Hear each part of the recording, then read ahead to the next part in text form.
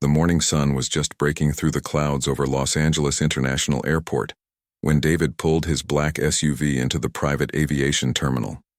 He was running a bit late for his 9 a.m. flight to New York, but that was nothing new for him. Being the owner of a successful tech company meant his schedule was always packed, and today was no different. David stepped out of his car wearing his usual casual outfit: dark jeans, a comfortable gray hoodie, and his favorite pair of sneakers. At 42, he had learned that comfort was more important than trying to impress anyone with expensive suits, especially when he was about to spend 6 hours on a plane. His short beard was neatly trimmed, and he carried a simple leather backpack containing his laptop and important documents for the business meeting waiting for him in Manhattan. The private terminal was quieter than usual this Tuesday morning. A few other wealthy passengers were scattered around the waiting area, most of them dressed in business attire and speaking quietly into their phones. David walked through the terminal with confidence, nodding politely to the staff members he recognized from his previous flights. Outside on the tarmac, his pride and joy sat waiting, a beautiful white Gulfstream jet with blue trim. He had purchased the aircraft 2 years ago after his cybersecurity company went public and became worth hundreds of millions of dollars. The jet wasn't just a luxury for him, it was a necessity. His business required him to travel across the country constantly, meeting with clients, government officials, and potential investors. As David approached his aircraft, he noticed a man in a pilot's uniform standing near the boarding stairs. The pilot was tall and stocky, probably in his early 50s, with graying hair and a stern expression. David assumed this was the pilot his assistant had hired for today's flight, since he needed to work during the journey instead of flying the plane himself. "Good morning," David called out as he walked toward the jet. "Sorry, I'm running a few minutes behind schedule. I hope that won't be a problem." The pilot turned around and looked David up and down with a frown. His name tag read Captain Johnson, and his expression immediately changed from professional to suspicious. "Excuse me, sir," Captain Johnson said, stepping directly in front of David and blocking his path to the aircraft. "This is a restricted area. You can't be back here." David stopped walking, confused by the pilot's aggressive tone. "I'm sorry, what do you mean? This is my plane. I'm David Thompson, the owner of this aircraft."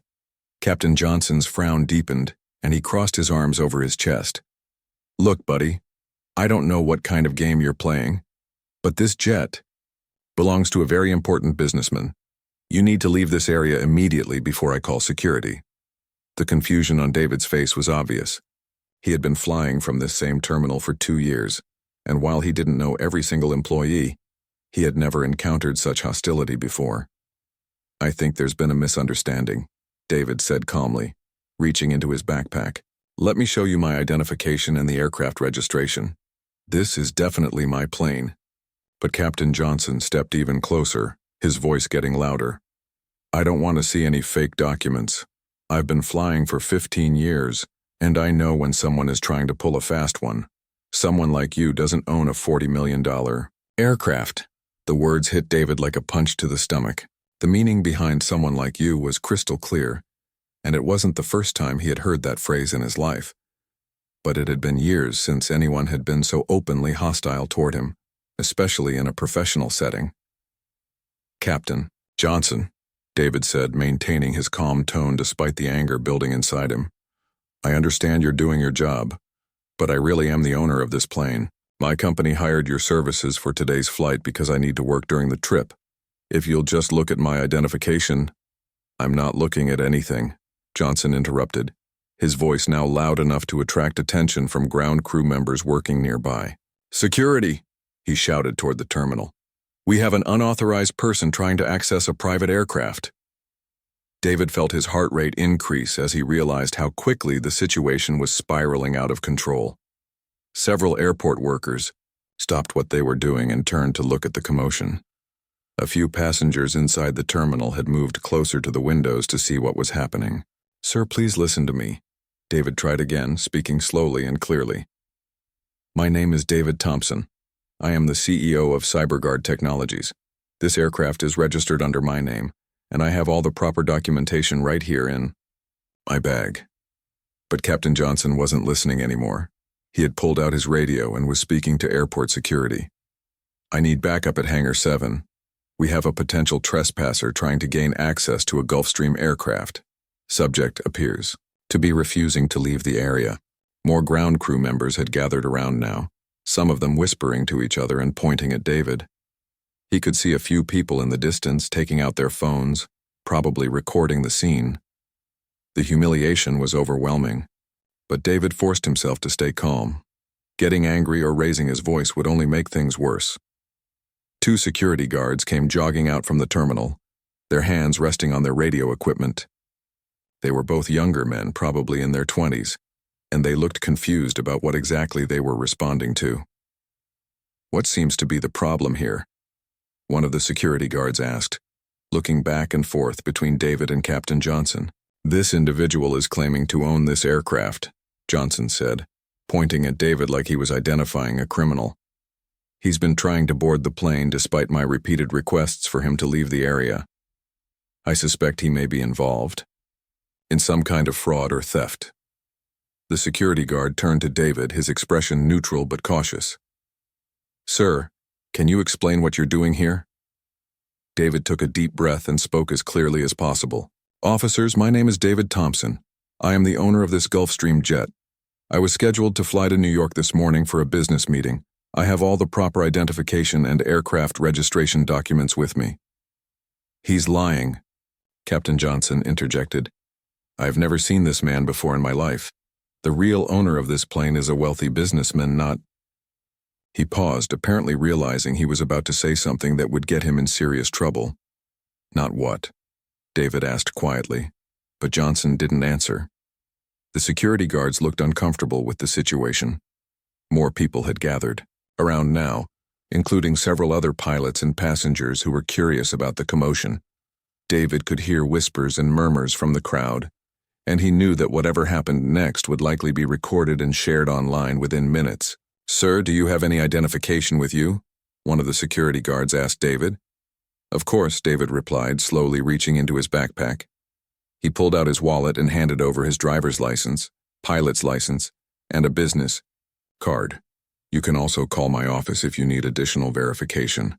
My assistant can confirm my travel plans for today." The security guard examined the documents while Captain Johnson stood nearby, shaking his head in disbelief.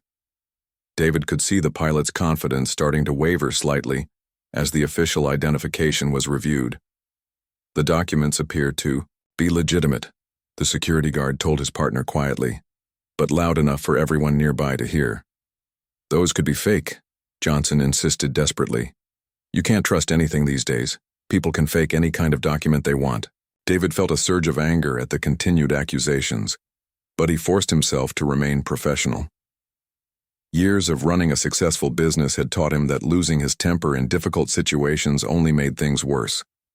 But inside, he was hurt and frustrated that his word, his identification, and his obvious knowledge of the aircraft weren't enough to convince these people that he was telling the truth. The crowd around them continued to grow, and David could see that several people were now openly recording the incident with their phones. He knew that within hours this confrontation would probably be shared across social media platforms, and the story would spread far beyond this airport. What should have been a simple business trip was turning into a public nightmare, and David realized that no amount of success or wealth could protect him from the prejudice that still existed in the world. The morning sun continued to shine down on the tarmac, but for David, the day had already become much darker than he could have ever imagined. The situation on the tarmac was getting worse by the minute. More security guards had arrived, and now there were 4 uniformed officers standing around David's jet. The crowd of onlookers had grown to include passengers from other flights, ground crew members, and even some pilots who had come out to see what all the commotion was about. David stood calmly in the middle of it all, still holding his identification documents while Captain Johnson continued to insist that he was some kind of fraud. The security guards were clearly unsure about what to do next. They had looked at David's papers multiple times, and everything seemed legitimate. But the pilot's accusations were creating doubt. "Look, I understand you're just doing your job," David said to the lead security officer, a middle-aged man with kind eyes who seemed genuinely confused by the whole situation. "But I really need to get to New York for an important business meeting. Can we please call the aircraft registration office to verify my ownership? Or maybe contact the flight service company that hired Captain Johnson here?" Before the security officer could respond, Captain Johnson stepped forward again, his face red with frustration. "Don't you see what's happening here?" he said loudly, addressing the growing crowd as much as the security team. "This is obviously some kind of scam. Look at him. Does he look like someone who can afford a $40 million private jet?" The crowd murmured, and David felt every pair of eyes examining his casual clothes and relaxed appearance. He had always dressed simply, even after becoming wealthy. His philosophy was that clothes didn't make the man, but now he was starting to realize that sometimes appearances mattered more than he thought. "What exactly are you trying to say?" David asked Captain Johnson directly, his voice still calm but with a slight edge to it. Johnson seemed to realize he was walking into dangerous territory, but his pride and stubbornness pushed him forward. "I'm saying that the real owner of this aircraft is a professional businessman, someone who takes care of important matters, someone who—" He paused, looking for the right words. "Someone who fits the profile of a person who would own something like this." The crowd was getting larger, and David could see people whispering to each other and pointing at him. Some were recording everything on their phones, and he knew that this whole embarrassing scene would probably be online within the hour. The thought made his stomach turn, but he forced himself to stay focused on resolving the situation. "Officer," David said, turning back to the security guard, "I've been flying from this terminal for 2 years. There are employees here who know me. Can we please call someone from terminal management to help clear this up?" The security guard nodded and spoke into his radio, requesting a supervisor to come to their location. While they waited, Captain Johnson continued to make his case to anyone who would listen. "I've been a pilot for 15 years, Johnson announced to the crowd. "I've flown for celebrities, politicians, and Fortune 500 CEOs. I know what these people look like and I know how they behave. This whole thing is suspicious." David felt his patience wearing thin, but he knew that losing his temper would only make things worse. He had dealt with discrimination before in his life, but never so publicly and never with such high stakes. Every minute that passed was costing him time and potentially damaging his business reputation. Just then, a familiar voice called out from the crowd. "David, what's going on here?" David turned to see his business partner and friend Robert Chen walking quickly toward the group.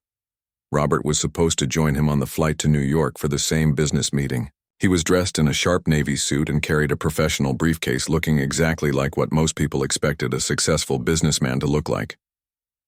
"Robert, thank goodness you're here," David said with relief.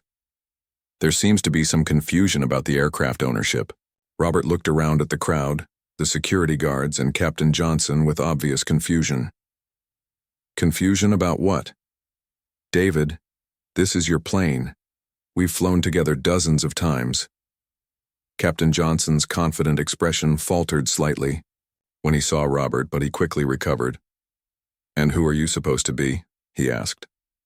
"I'm Robert Chen, Chief Financial Officer of CyberGuard Technologies," Robert replied, pulling out his business card. "David is my business partner and the owner of this aircraft. We're both scheduled to fly to New York this morning for a meeting with government officials." The security guards looked at each other, clearly relieved to have another perspective on the situation, but Captain Johnson wasn't ready to give up. "How do I know you two aren't working together?" Johnson said, his voice becoming more desperate. "This could all be part of some elaborate scheme. Maybe you're both involved in identity theft or fraud." Robert's mouth dropped open in shock. "Are you serious right now? You think we're running some kind of scam with a $40 million private jet?" The crowd was getting restless, and David could hear people starting to take sides. Some seemed to believe Captain Johnson's accusations, while others were beginning to question why the security guards were treating David with such suspicion, despite his proper documentation. "This is absolutely ridiculous," said a woman's voice from the crowd. An older lady in an expensive dress stepped forward looking angry. "I've seen this gentleman here many times over the past 2 years. He's always polite and professional. What you're doing to him is disgraceful." A few other people in the crowd nodded in agreement, but Captain Johnson wasn't backing down. "Ma'am, with all due respect, you don't know what you're talking about. These people are trying to illegally access this aircraft, and I'm not going to let that happen on my watch." David could see that the situation was spiraling completely out of control. What had started as a simple misunderstanding was now becoming a public spectacle with dozens of witnesses and multiple people recording everything. He knew that his company's reputation could be seriously damaged by this incident, regardless of who was right or wrong. "Officer," David said to the lead security guard, "I'm going to call my attorney. This has gone way beyond a simple identification check." The security guard looked uncomfortable. "Sir, let's not escalate this any further. I've requested a terminal supervisor, and they should be here any minute to help sort this out." But Captain Johnson overheard the mention of an attorney and seemed to panic. Now he's threatening legal action. This proves he's up to something. Innocent people don't immediately call lawyers when they're asked simple questions. Robert stepped closer to Captain Johnson, his usually calm demeanor finally cracking. "Simple questions? You've been accusing my business partner of fraud for the past 20 minutes without any evidence whatsoever. You've humiliated him in front of all these people based on nothing but your own assumptions." "I'm protecting this aircraft and this airport," Johnson shot back. "If you had any idea what kind of responsibility comes with a job like mine, you'd understand why I have to be careful." "Careful about what exactly?" Robert asked, his voice rising. "What specifically makes you think David is lying about owning this plane?" Captain Johnson looked around at the crowd, realizing that many people were now listening intently to his answer. He seemed to understand that whatever he said next could get him in serious trouble. I know what aircraft owners look like," he said weakly. "They dress professionally. They act a certain way. They have assistants and security guards. They don't just show up alone wearing hoodies and sneakers." David felt a wave of sadness wash over him. After all his success, after building a company worth hundreds of millions of dollars, after employing thousands of people and contributing to his community, he was still being judged by his appearance and treated like a criminal. The crowd had grown to nearly 50 people now, and David could see airport staff members running toward the scene. He knew that terminal management was probably panicking about the situation, especially with so many people recording everything. His phone buzzed with notifications, and when he glanced at the screen, he could see that his assistant had been trying to reach him. There were also several missed calls from his office, probably wondering where he was. The morning sun was getting higher in the sky, and David realized that even if this situation got resolved in the next few minutes, he was going to miss his scheduled meeting in New York. The thought of having to explain this embarrassing incident to government officials and potential business partners made him feel sick. Captain Johnson was still arguing with Robert and the security guards, but David could see that his confidence was cracking. The pilot kept looking around nervously at the crowd and the recording phones, probably starting to realize that his actions might have consequences he hadn't considered. As David stood there waiting for terminal management to arrive, he couldn't help but think about how quickly a normal day had turned into a nightmare. All he had wanted to do was catch a flight to New York, but instead he was standing on a tarmac being treated like a criminal, while dozens of strangers watched and recorded his humiliation. The crowd on the tarmac had grown so large that it was starting to block normal airport operations. Ground crew members were having trouble moving equipment around the area, and other passengers were complaining about delays to their own flights. The situation had become exactly what airport management feared most, a public relations disaster happening in real time. That's when a woman in a sharp business suit came rushing out of the terminal building, followed by 2 other airport officials. She was clearly in charge, walking with purpose and authority as she approached the chaotic scene. Her name tag identified her as Lisa Rodriguez, terminal manager. "What in the world is going on out here?" she demanded, looking around at the crowd of security guards, witnesses, and the 2 men at the center of the controversy. The lead security officer stepped forward to explain the situation. "Ma'am, we have a dispute about aircraft ownership. The pilot claims this gentleman is trying to illegally access the Gulf Stream, but the gentleman has provided identification showing he owns the plane." Lisa looked at David, then at Captain Johnson, then at the crowd of people recording everything, on their phones. Her expression showed that she understood immediately how serious this situation had become. "Everyone who doesn't work for this airport needs to step back and give us some space," she announced firmly. "This is a security matter, and we need to resolve it properly." The crowd reluctantly moved back a few feet, but most people kept their phones out, still recording. Lisa turned to David first. "Sir, I'm Lisa Rodriguez, the terminal manager. Can you please explain your side of the situation?" David felt a wave of relief. Finally, someone in authority was willing to listen to him calmly and professionally. "Ms. Rodriguez, my name is David Thompson. I'm the CEO of CyberGuard Technologies, and I own this Gulfstream jet. I was scheduled to fly to New York this morning, but Captain Johnson has been preventing me from boarding my own aircraft." Lisa nodded and turned to Captain Johnson. "And your concerns, Captain?" Johnson's face was red and sweaty now. The confidence he had displayed earlier was starting to crack, but he stuck to his story. "Ma'am, I've been a pilot for 15 years. I know what aircraft owners look like, and this gentleman doesn't fit the profile. I believe he may be attempting fraud or identity theft." "What exactly do you mean by doesn't fit the profile?" Lisa asked, her voice taking on a sharp edge. Captain Johnson looked around nervously, realizing that his answer could get him in serious trouble. "Well, I mean, most private jet owners dress professionally. They have assistants with them. They carry themselves differently." Lisa's expression hardened. She had worked in aviation management for over 20 years, and she had seen this kind of situation before. "Captain Johnson, are you saying that someone's appearance determines whether they can own an expensive aircraft?" "No, that's not what I'm saying," Johnson replied quickly, but his voice lacked conviction. Lisa turned back to David. "Mr. Thompson, do you have your aircraft registration documents with you?" David handed over a folder containing all his paperwork. Lisa examined the documents carefully while everyone watched. The registration clearly showed David Thompson as the owner of the Gulfstream, with all the proper signatures and official seals. "These documents appear to be completely legitimate," Lisa announced. She pulled out her phone and made a quick call to the aircraft registration office. After a brief conversation, she hung up and looked at Captain Johnson with a stern expression. "Captain, I just confirmed with the FAA that Mr. Thompson is indeed the registered owner of this aircraft. He has been flying from this terminal regularly for the past 2 years. How do you explain your accusations?" Captain Johnson's face went pale. The reality of his mistake was starting to sink in, and he could see his career flashing before his eyes. I was just being cautious. You can never be too careful about aircraft security." "Being cautious is one thing," Lisa replied. "Making accusations based on someone's appearance is something else entirely." Robert, who had been watching the exchange quietly, stepped forward. "Ms. Rodriguez, I'm Robert Chen, Mr. Thompson's business partner. We've flown from this terminal dozens of times together. Several of your employees know us personally."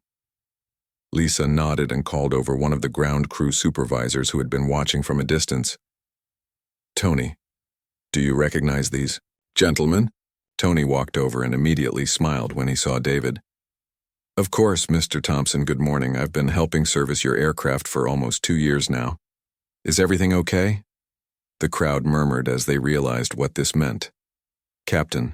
Johnson looked like he wanted to disappear into the ground. Several people in the crowd were shaking their heads in disgust at how the situation had unfolded. "Tony," Lisa continued, "can you confirm that Mr. Thompson is the owner of this Gulfstream?" "Absolutely," Tony replied without hesitation. "He's one of our regular customers, very polite gentleman, always tips the crew well and treats everyone with respect." Lisa turned back to Captain Johnson, her expression now showing barely controlled anger. "Captain, it appears that your concerns about Mr. Thompson were completely unfounded.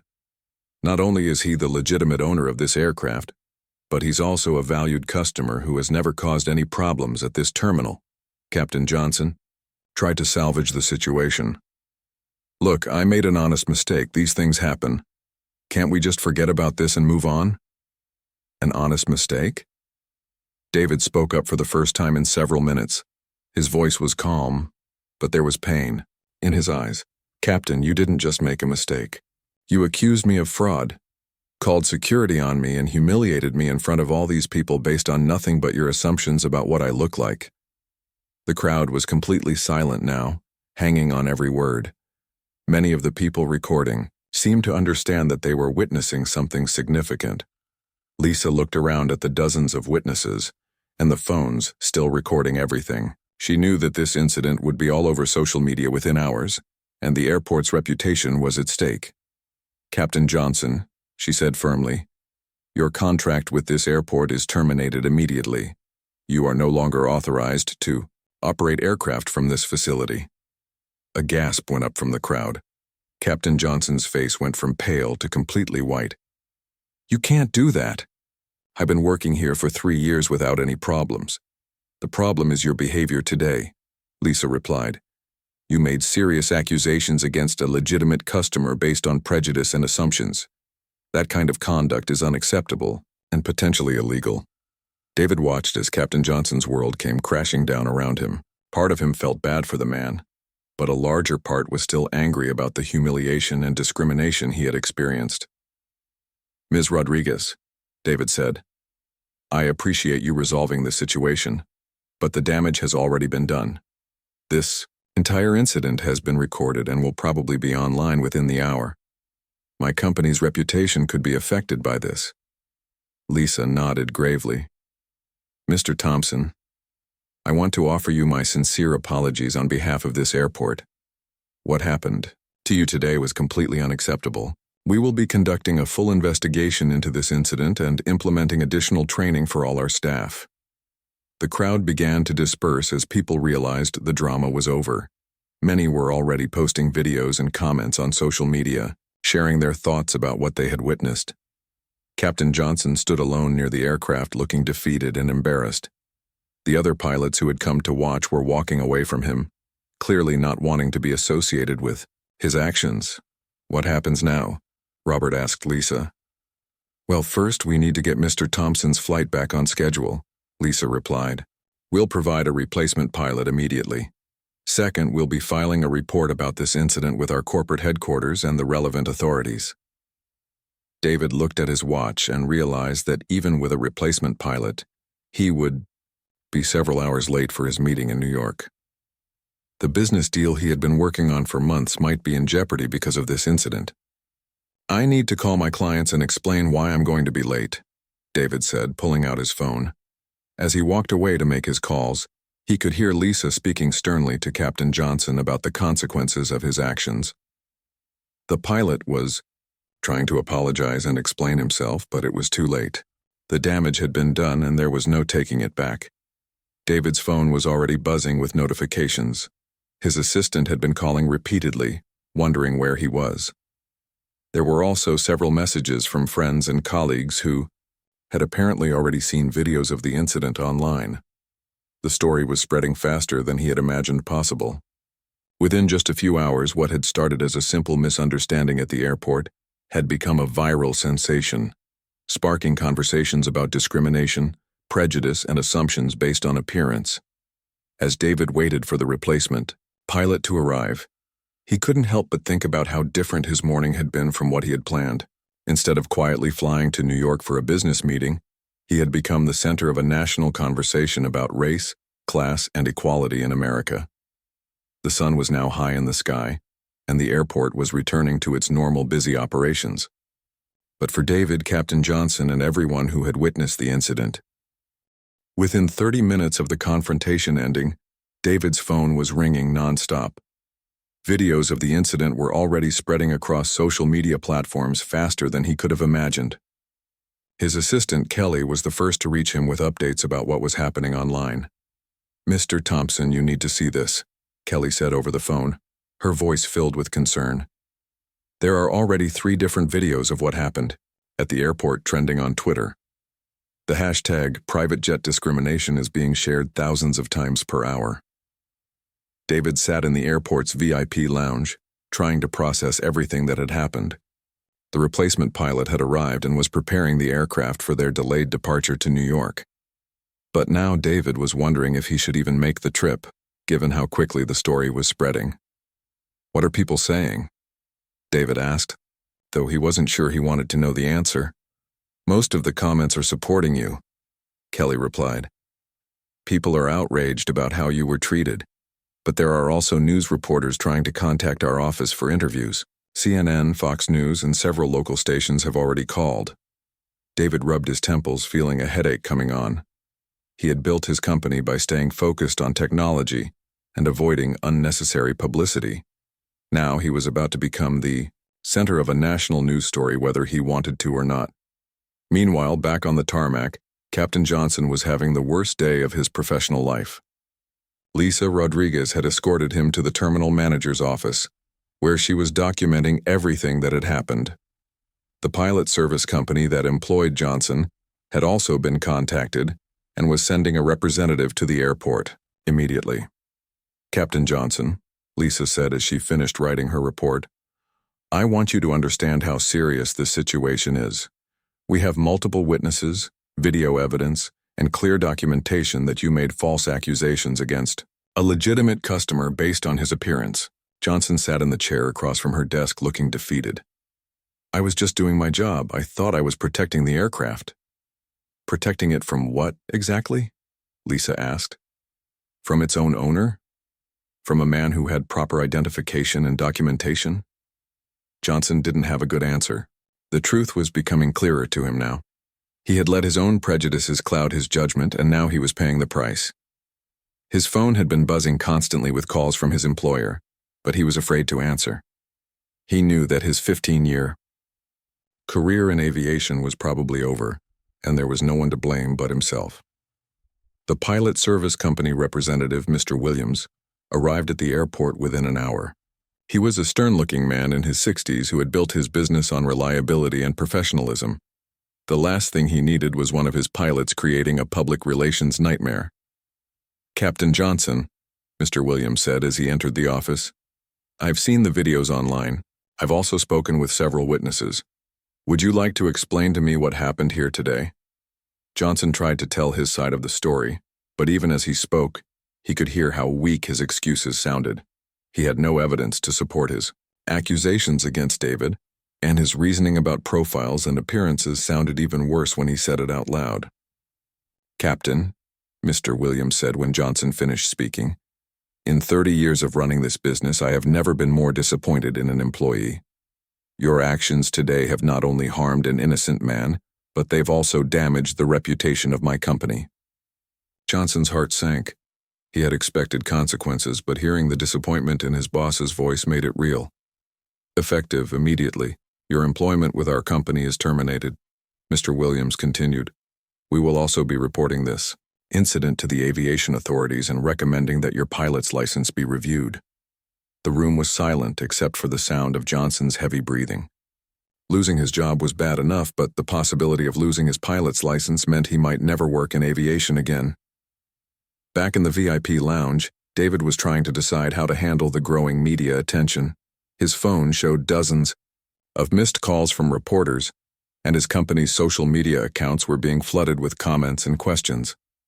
Robert, who had stayed with David throughout the ordeal, was scrolling through social media posts about the incident.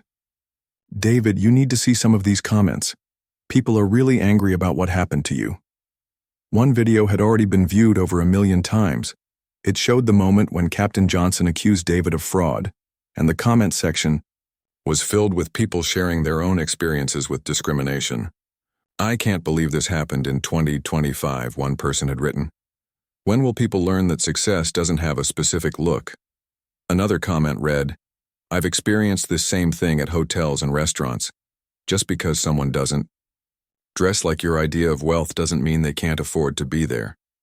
The story was also being picked up by major news outlets. A CNN reporter had already published an article titled, Tech CEO Denied Access to His Own Private Jet in Apparent Case of Discrimination. The article included quotes from witnesses and screenshots from social media. David's business phone was ringing with calls from clients and partners who had seen the news. Most were calling to offer support, but he was worried about how the incident might affect his company's relationships with more conservative clients. Mr. Thompson, came a voice from behind him. David turned to see a young woman with a press badge and a camera crew. "I'm Jennifer Martinez from Channel 7 News.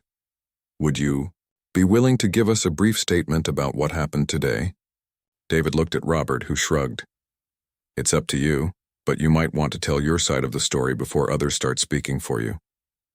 After thinking for a moment, David agreed to a short interview. He knew that staying silent might allow others to control the narrative, and he wanted people to hear the truth from him directly. "What I experienced today was unfortunate, but it's not unique," David told the reporter. "Many successful people who don't fit certain stereotypes face these kinds of assumptions. The difference is that this time it was recorded and shared publicly." The reporter asked if he planned to take legal action against Captain Johnson or the airline company. "Right now I'm focused on getting to my business meeting and moving forward," David replied. "But this incident does highlight the need for better training and awareness in the service industry." Meanwhile, the videos continued to spread online. Several celebrities and public figures had shared the story, adding their own comments about discrimination and the importance of not judging people by their appearance. A famous actor tweeted, "This could happen to any of us. Success doesn't change how some people see you." Respect for a David Thompson CEO for handling this with such dignity. A prominent business leader posted, "I've known David Thompson for years. He's one of the most ethical and successful entrepreneurs in the tech industry. What happened to him today is inexcusable." The hashtag #Nari private jet discrimination was now trending nationally, with thousands of people sharing their own stories of being judged or discriminated against based on their appearance. Captain Johnson, meanwhile, was trying to figure out what to do next. He had been escorted off the airport property and was sitting in his car in the parking lot, watching the news coverage of the incident on his phone. His wife had called him crying after seeing the videos online. His adult children were embarrassed and angry about their father's behavior. Friends and former colleagues were distancing themselves from him on social media. "What have I done?" Johnson muttered to himself as he read comment after comment condemning his actions. He was starting to realize that his split-second decision to judge David based on his appearance had destroyed not only David's morning, but his own entire life. The pilot service company had already issued a public statement, distancing themselves from Johnson's actions. "We are horrified by the discriminatory behavior exhibited by our former employee. This conduct does not represent our company's values, and we have terminated his employment immediately." Even the airport had released a statement. "We sincerely apologize to Mr. Thompson for the unacceptable treatment he received. We are implementing additional diversity training for all staff and reviewing our procedures to prevent similar incidents." As David finally boarded his jet for the delayed flight to New York, he couldn't help but think about how quickly everything had changed. When he woke up that morning, he was just a businessman planning to catch a flight. Now he was at the center of a national conversation about discrimination and prejudice. The irony wasn't lost on him that an incident that was supposed to prevent him from flying had actually given his voice a much larger platform than he'd ever had before. As the jet taxied down the runway, David wondered what long-term impact this day would have on his life, his business, and hopefully, on how people treated each other in the future. The story was far from over. In fact, in many ways, it was just beginning. 6 months had passed since that unforgettable morning at Los Angeles International Airport. The incident that started as a simple flight delay had grown into something much bigger than David Thompson ever imagined possible. What began as a personal humiliation had transformed into a movement that was changing how people thought about discrimination and assumptions. David sat in his office on the top floor of CyberGuard Technologies, looking out at the city skyline. His assistant Kelly knocked on the door and entered with a stack of papers and a warm smile. "The final numbers are in from the Equal Wings Foundation," she said, placing the documents on his desk.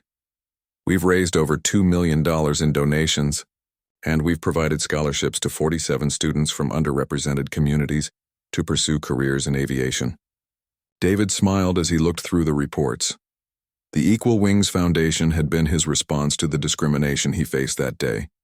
Instead of letting anger consume him, He had channeled his experience into creating opportunities for others who might face similar barriers. The best part, Kelly continued, is the letter from Jennifer Martinez. Remember her? The young woman who couldn't afford flight school? She just graduated at the top of her class and got hired by Delta Airlines as a pilot. The foundation had become David's passion project. He had discovered that aviation was one of the least diverse industries in America, with very few pilots and aviation professionals from minority backgrounds. The scholarships were helping to change that, one student at a time. His phone buzzed, with a text message from Robert, his business partner. Turn on Channel 7 News, they're doing a follow-up story about Captain Johnson. David picked up his remote and switched to the local news station. The reporter was standing outside a small community center in downtown Los Angeles. 6 months ago, Captain Derek Johnson made headlines for all the wrong reasons when he refused to allow a black businessman to board his own private jet, the reporter explained. Today, Johnson is trying to rebuild his life and make amends for his actions. The camera showed Johnson inside the community center, wearing casual clothes and speaking to a group of teenagers. He looked older and more tired than he had that day at the airport, but there was something different in his eyes, a humility that hadn't been there before. I made a terrible mistake, Johnson was saying to the young people gathered around him. I let my prejudices and assumptions control my actions, and I hurt an innocent man. But I want you all to learn from my experience. The news story explained that Johnson had been attending counseling sessions to address his biases and had started volunteering at the community center, talking to young people about the dangers of prejudice and discrimination. I lost my job, my reputation, and nearly lost my family because of my actions that day, Johnson said in an interview with the reporter. But I also learned something important about myself that I didn't want to admit before. David watched with mixed feelings. Part of him was still angry about what had happened, but another part was impressed that Johnson was at least trying to make things right. The news story also mentioned that Johnson had written a personal letter of apology to David, though David had chosen not to respond to it. Some things, David felt, were better handled through actions rather than words. Meanwhile, the impact of the incident continued to spread throughout the aviation industry. The airport where the confrontation took place had implemented comprehensive diversity training for all employees. Other airports across the country had followed suit, not wanting to face similar public relations disasters. The pilot service company that had employed Johnson had also made significant changes. They now required all their pilots to complete bias training before they could work with clients, and they had established a zero-tolerance policy for discriminatory behavior. David's own company had benefited from the increased attention. CyberGuard Technologies had signed several major new contracts, with clients specifically mentioning that they wanted to work with a company led by someone who had shown such dignity and grace under pressure. Mr. Thompson, Kelly said, interrupting his thoughts. You have a conference call in 5 minutes with the Secretary of Transportation. She wants to discuss your proposal for industry-wide diversity initiatives. David nodded and closed the news report. The call with the Transportation Secretary was part of his ongoing efforts to create systemic change in how the aviation industry operated. The incident at the airport had given him a platform he never wanted, but he was determined to use it for good. During the call, Secretary Williams praised David's foundation and its impact on aviation diversity. Mr. Thompson, your response to that unfortunate incident has been truly inspiring. You've turned a negative experience into positive change that will benefit generations of future pilots and aviation professionals. They discussed plans for a national program that would partner with schools across the country to introduce young people to aviation careers, with special focus on communities that had been historically underrepresented in the industry. After the call, David reflected on how much his life had changed. He had become a sought-after speaker, giving talks at universities, conferences, and corporate events about overcoming adversity and creating positive change. The story of his experience at the airport had been featured in business magazines, diversity training programs, and even a documentary about discrimination in America, but the attention hadn't all been positive. David had also received hate mail and threatening messages from people who disagreed with the attention his story had received. His company had hired additional security, and he had to be more careful about his public appearances. His family had been affected too. His teenage daughter had to deal with classmates who had seen the videos online, and his wife worried about the safety of their family. The incident had forced them to have difficult conversations about race, prejudice, and what it meant to be successful in America. One evening, David received an unexpected phone call from a producer in Hollywood. "Mr. Thompson, we'd like to discuss turning your story into a feature film. We think it's an important story that needs to be told." David was hesitant. He wasn't sure he wanted his personal experience turned into entertainment, but the producer explained that the film could help spread awareness about discrimination and inspire others who had faced similar challenges. "We want to show how one person's dignity and positive response can create change," the producer said. "Your story is about more than just what happened at the airport. It's about how we can all choose to respond to adversity in ways that make the world better." After discussing it with his family, David agreed to work with the filmmakers, with the condition that a portion of the profits would go to his foundation and other organizations working to promote diversity and equality. The social media impact of the original incident continued to resonate. The hashtag #PrivateJet discrimination had evolved into a broader conversation about assumption-based discrimination in all areas of life. People shared stories about being judged in restaurants, hotels, stores, and other businesses based on their appearance or background. A year later, David was invited to give the keynote speech at the National Aviation Conference. As he stood at the podium looking out at hundreds of pilots, aviation executives, and industry professionals, he thought about that morning at the airport that had changed everything. "That day I was just trying to catch a flight to New York," he told the audience. "I never imagined that a simple trip would become a catalyst for conversations about how we treat each other in our industry and in our society." He talked about the progress that had been made, the increased diversity in aviation programs, the policy changes at airports and airlines, and the growing awareness about unconscious bias in the workplace. "But we still have work to do," David continued. "Real change doesn't happen overnight. It happens when each of us commits to examining our own assumptions and treating every person we encounter with dignity and respect." After his speech, a young black woman approached him. She was wearing a pilot's uniform with captain's stripes. "Mr. Thompson," she said, "I wanted to thank you. I was one of the scholarship recipients from your foundation. Yesterday was my first day as a captain for a major airline. None of this would have been possible without the opportunities your foundation created." David felt tears in his eyes as he shook her hand. This was why he had turned his painful experience into something positive. This young woman's success made everything he had endured worthwhile. As he drove home that evening, David thought about Captain Johnson and wondered how he was doing. He had heard that Johnson was still volunteering at the community center and had started a small consulting business helping companies identify and address bias in their workplaces.